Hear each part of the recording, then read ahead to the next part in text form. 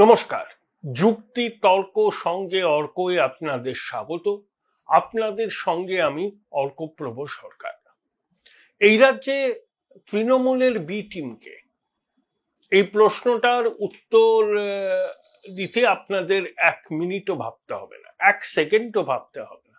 চোখ কান বুঝে বলে দেয়া যায় যে এই রাজ্যের ক্রমশ বিলুপ্ত হতে চলা বামপন্থীরা নিজেদের অস্তিত্বকে টিকিয়ে রাখার জন্য তারা এখন পরজীবীর মতো আচরণ করছেন। তাদের একটাই লক্ষ্য, যেন তেন প্রকারেণ বিজেপিকে আটকানো।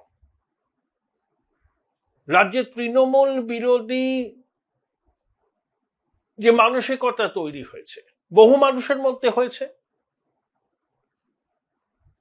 তার সুফল যে বিজেপি পাবে সেটা বামপন্থীরা জানেন।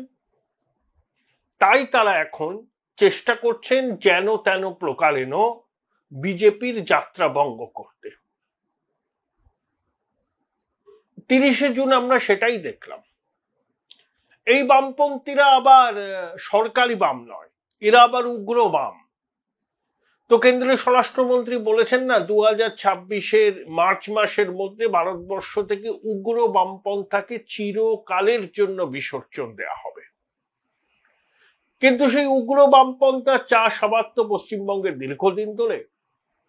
সেই উগ্র বামপন্থার অনুসারী কিছু মানুষ তারা ওই কসবায় ল কলেজের সামনে বিক্ষোভ দেখাচ্ছিল, বলছেন বিজেপির চামড়া গুটিয়ে নেব আমরা। আমি বলছি এটা কিন্তু সরকারি বাম নয়। সরকারি বামের সমর্থকই অতি বামদের মধ্যে ভিড়ে থাকতে পারেন, কিন্তু মূলত অতি বাম যারা ওই রাত দখলের ডাক দিয়েছিল তারা কিন্তু অতি বাম। বঙ্গবাসী একেবারের জন্য যেন এটা ভাববেন না যে এই রাত দখলের ডাক যারা দিয়েছিল তারা মেনস্ট্রিম রাজনীতির সঙ্গে যুক্ত। তারা বিজেপি নয়, তারা তৃণমূল নয়, তারা সিপিএম নয়, তারা আলট্রা লেফট। এরা বিপ্লবের স্বপ্ন দেখে।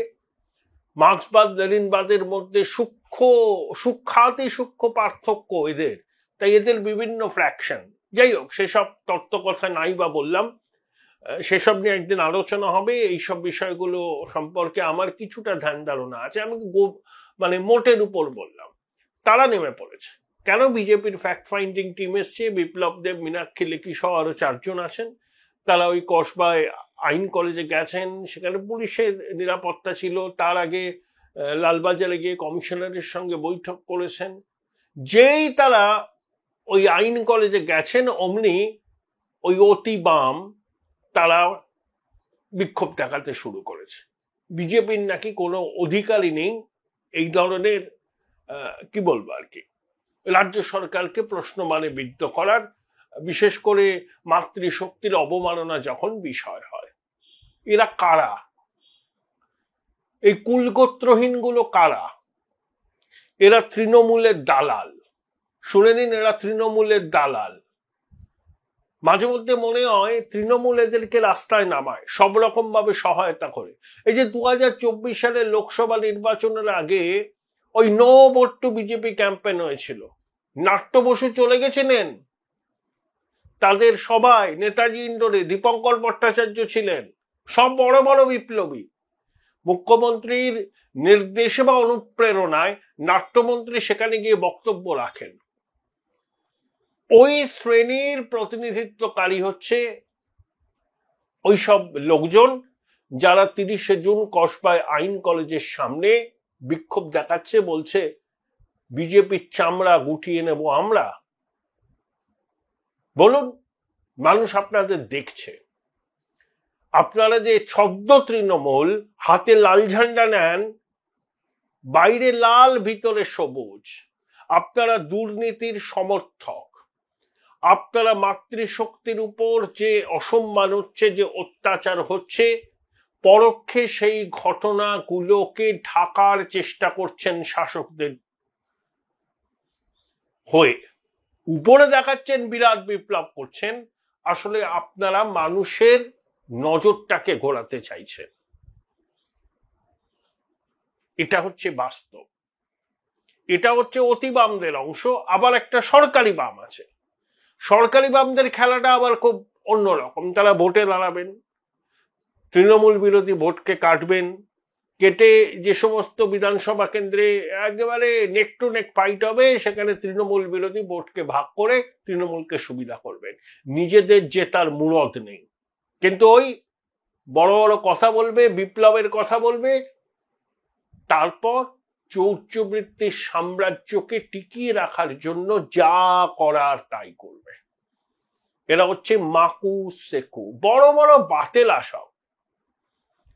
আমাদের সমদূরত্ব, যাহা তৃণমূল তাহাই বিজেপি, যাহা সিপিএম তাহাই তৃণমূল, একটি মুদ্রার এপিট ওপিট। সব বিরাট বিপ্লবী সমাজ মাধ্যমে খুব গালমন্দ করে আমাদের। বাস্তবের মাটিতে ফেরারি ফৌজ, সমাজ মাধ্যমে লাল ফৌজ।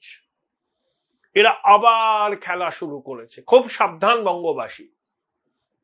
আমি আগেও বলেছি, এখনো বলছি, এবারের নির্বাচনটা হবে হ্যাঁ মমতা না মমতায়। গণভোটের চেহারা নেবে এটা। সেখানে অপ্রাসঙ্গিক শক্তি শাসকের মদতে সর্বরকম সহায়তা পাবে শাসকের। এরা ভোট কাটুয়া হিসাবে আত্মপ্রকাশ করে তৃণমূল বিরোধী বা প্রতিষ্ঠান বিরোধী ভোটে ভাগ বসিয়ে তৃণমূলের যাত্রাকে সুগম করবে। এটাই কিন্তু এদের এজেন্ডা। এরা জানে এরা কিছু করতে পারবে না, কিন্তু বিজেপিকে আটকাতে হবে। তার বদলে যদি চৌর্যবৃত্তির সাম্রাজ্য আরো 100 বছর থাকে তাতেও তাদের কোনো ক্ষতি নেই, কারণ তারা আমে দুধে ভালোই থাকবে। তৃণমূল জমানায় বামপন্থীরা বেশ ভালোই আছেন, আমে দুধে ভালোই আছেন, কলাটা মূলটা নিয়ে ভালোই আছেন, কোনো অসুবিধা নেই। বিপ্লবের কথা বলছেন, টেলিভিশনে গলার শিরা ফুলিয়ে প্রতিক্রিয়া দিচ্ছেন, আর বাস্তবের মাটিতে শুনল। কিন্তু যে যে জায়গাতে ধরুন 5% ভোট টেনে দিল, 5% ভোট কিন্তু অ্যান্টি এস্টাবলিশমেন্ট ভোট, সেই ভোটটা টানাই কি হলো? অ্যান্টি এস্টাবলিশমেন্ট ভোটটা একটু ভাগ হয়ে গেল, সুবিধা পেল শাসক দল। এটাই কিন্তু এরা করবে। খুব সাবধান। দেখুন, হ্যাঁ মমতা না মমতা ভোট তো হবে। তারা না মমতা ভোট, যারা না মমতা ক্যাম্পে বিলং করে, তারা যখন ভোটটা দেবেন ট্যাকটিক্যাল ভোট দেবেন। দলীয় ছুতমার্ক, ঝান্ডার রং এসব দেখবেন না। জয়প্রকাশ নারায়ণের সর্বাত্মক বিপ্লবের কথা মনে রাখবেন। ইন্দিরা জমানার বিরুদ্ধে বামপন্থীরা, সমাজবাদীরা, জনসংঘ সব এক হয়েছিল। পশ্চিমবঙ্গ থেকে যদি এই চৌর্যবৃত্তির সাম্রাজ্যকে উৎখাত করতে চান আপনারা, তাহলে কিন্তু ওই জেপি মডেলকে মাথায় রাখতে হবে। এখানে বামেরা এক হবে না গেরুয়ার সঙ্গে, কিন্তু বাম ভোটারদের যদি তারা চান যে বাংলায় একটা পালা বদল হোক, তাহলে তাদের ভোটটা কিন্তু সেইভাবেই দিতে হবে। যে কেন্দ্রে বিরোধী দলের যে প্রার্থী শাসককে হারাতে পারবে তাকে ভোট দিতে হবে। যারা না মমতা ক্যাম্পে বিলং করেন, যারা হ্যাঁ মমতা ক্যাম্পে বিলং করেন, তারা তৃণমূলকেই ভোট দেবেন, এটা নিয়ে তো কোনো সন্দেহ নেই। কিন্তু প্রতিষ্ঠান বিরোধী ভোট ভাগ করতে বামেরা রাস্তায় নেমে পড়েছে। তাদের খেলাটাকে সফল হতে দেবেন না। যে সমস্ত মানুষ মনে করছেন যে এই চৌর্যবৃত্তির সাম্রাজ্যকে এবার বিসর্জন দেওয়ার সময় হয়েছে, বামপন্থীরা তৃণমূলের বি টিম। মুখে যত এরা আস্ফালন করুন, এরা সিপে মূল। এক জিনিস, মুদ্রার এপিট, মুদ্রার ওপিট। দেখুন, কালকে মাদ্রাসার শিক্ষকেরা 30শে জুন রাস্তায় নেমেছিল। তারা সরকারের বিরুদ্ধে বিমাতৃসুলভ আচরণের অভিযোগ করছেন। মাদ্রাসার শিক্ষক শিক্ষিকারা তৃণমূল সরকারের বিরুদ্ধে পথে নেমেছেন, খুব তাৎপর্যপূর্ণ। কারণ এই সরকার তো সংখ্যালঘুদের স্বার্থ রক্ষায় নাকি ভীষণ উদ্যোগী। নানা রকম ফিরিস্তি হাজির করেন মমতা বন্দ্যোপাধ্যায়, কিন্তু সাচার কমিটির রিপোর্ট প্রকাশের পর 17 বছরের বেশি হয়ে গেছে। মুসলমানদের অবস্থার কি খুব একটা পরিবর্তন হয়েছে? বিভিন্ন প্রতিষ্ঠিত সংস্থার সমীক্ষা বলছে ধর্মীয় সংখ্যালঘুরা আগে যেখানে ছিলেন হয়তো সামান্য একটু এগিয়েছেন, মোটামুটি সিংহভাগ বাংলাভাষী মুসলমান, গ্রামের গরিব মুসলমান, তাদের কিন্তু জীবনের কোনো উল্লেখযোগ্য পরিবর্তন হয়নি। হ্যাঁ, ইমাম মুয়াজ্জিমরা ভাতা পেয়েছেন ওয়াকফ বোর্ডের মাধ্যমে। Join Indian Institute of Hotel Management now. Right choice, right decision. ভোটের সময় তাদেরকে কাজে লাগানো হয়, ইমাম মুয়াজ্জিমরা বলে দেন একে ভোট দিতে হবে। কিছু স্কলারশিপ, কিছু মাদ্রাসা, অনেক মাদ্রাসা করবেন বলেছিলেন, তাহলে করতে পারেননি। আর ঈদের সময় ওই নিজেকে সংখ্যালঘু দরদ হিসাবে তুলে ধরবার জন্য নানা রকম কাণ্ড কারখানা করেন মাননীয়। আর একদিকে ইমাম মুয়াজ্জিম, আর পাশে শাহজাহান, জাহাঙ্গীর, কাইজার, মুদাসসারের মতো মুসলিম স্ট্রংম্যান। এরাই কিন্তু শাসকের ভরসা। সাধারণ গরিব খেটে খাওয়া শিক্ষিত মুসলমানদের জন্য কোনো দরদ নেই, তারা তাদের কাছে শুধু ভোট ব্যাংক। মুসলমানরা কবে তাদের ভালোটা বুঝবেন সেটা আমি তাদের উপরই ছেড়ে দিলাম। বাস্তব কি বলছে? আচ্ছা, 11 বছর তো কেন্দ্রে এই যে বিজেপির সরকার বা এনডিএ সরকার আছে, কোথায় দাঙ্গাটা হয়েছে বলুন তো? কোথায় দাঙ্গাটা হয়েছে? উত্তরপ্রদেশে হয়েছে, গুজরাটে হয়েছে, রাজস্থানে হয়েছে, মধ্যপ্রদেশে হয়েছে, কোথাও দাঙ্গা হয়নি। পরিকল্পিতভাবে মুসলমানদের মনে বিজেপির জুজু দেখিয়ে তাদের ভোটটা আদায় করে এই তথাকথিত সেকুলার দলগুলো। যখন মুসলিম সমাজের সামগ্রিক উন্নয়নের বিষয়টা আসে, তখন সেখানে উপর উপর উপর উপর কিছু কসমেটিক চেঞ্জেস হয়, কিন্তু বুনিয়াদী কাঠামোয় কোনো পরিবর্তন হয় না। আর এ রাজ্যের শাসক দলের ভরসা ইমাম মুয়াজ্জিম, শাহজাহান, জাহাঙ্গীর, কাইজার, মুদাসসার, এইসব স্ট্রংম্যানরা। বাংলার বিভিন্ন প্রান্তে যে গরিব বাঙালি মুসলমানরা আছে, তাদের জীবনের কতটা উন্নতি হয়েছে রাজ্য সরকার বলতে পারবে? অমর্ত্য সেনের ট্রাস্ট থেকে শুরু করে আরো অন্যান্য অনেক প্রতিষ্ঠিত প্রতিষ্ঠান বাংলায় মুসলমানদের সার্বিক অবস্থা নিয়ে নানা সমীক্ষা করেছে। সাংবাদিক সুমন চট্টোপাধ্যায় বিস্তারিতভাবে এই সমীক্ষার বিষয়টা তুলে ধরেছেন। চোখ খুলে দেওয়ার মতো কি অবর্ণনীয় দুঃখ দুর্দশার মধ্যে আছে বাংলার গরিব বাংলাভাষী মুসলমানরা।